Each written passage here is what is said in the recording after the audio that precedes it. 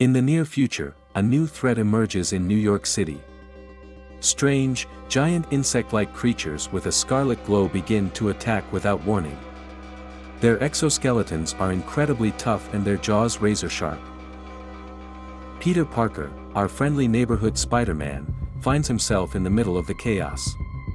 The scarlet creatures seem to have a collective intelligence and coordinate their attacks with chilling precision. Spider-Man tries to stop them, but his strength and agility seem insufficient against this new threat. Meanwhile, in a secret underground laboratory, a mad scientist named Dr. Arachnos reveals his plan. He has been experimenting with a new life form, combining insect DNA with a radioactive substance. His goal is to create an unstoppable army that will subdue humanity. Spider-Man, after an intense investigation, discovers the connection between Dr. Arachnos and the scarlet creatures. He infiltrates the underground laboratory and faces the mad scientist in an epic battle. Dr. Arachnos' lair is a labyrinth of tunnels infested with scarlet creatures. During the battle, Spider-Man realizes that the scarlet creatures are sensitive to high-frequency sound. He uses his acrobatic skills to create sonic vibrations that disorient the giant insects. However, Dr. Arachnos, equipped with a protective suit, proves to be a formidable opponent. At a critical moment in the battle, Dr. Arachnos unleashes a new wave of scarlet creatures, even larger and more powerful. Spider-Man finds himself cornered and seems on the verge of defeat. But just when all seems lost, a brilliant idea crosses his mind. Remembering his biology studies, Spider-Man realizes that the scarlet creatures have a weak spot, a gland on their head that produces the substance that gives them their scarlet glow.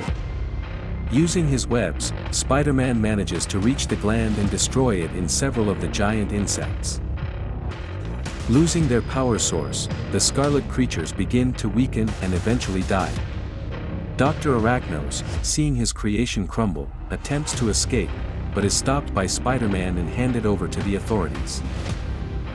However, the aftermath of the battle leaves a mark on Peter Parker. He realizes that with power comes great responsibility and that there will always be someone willing to cause harm.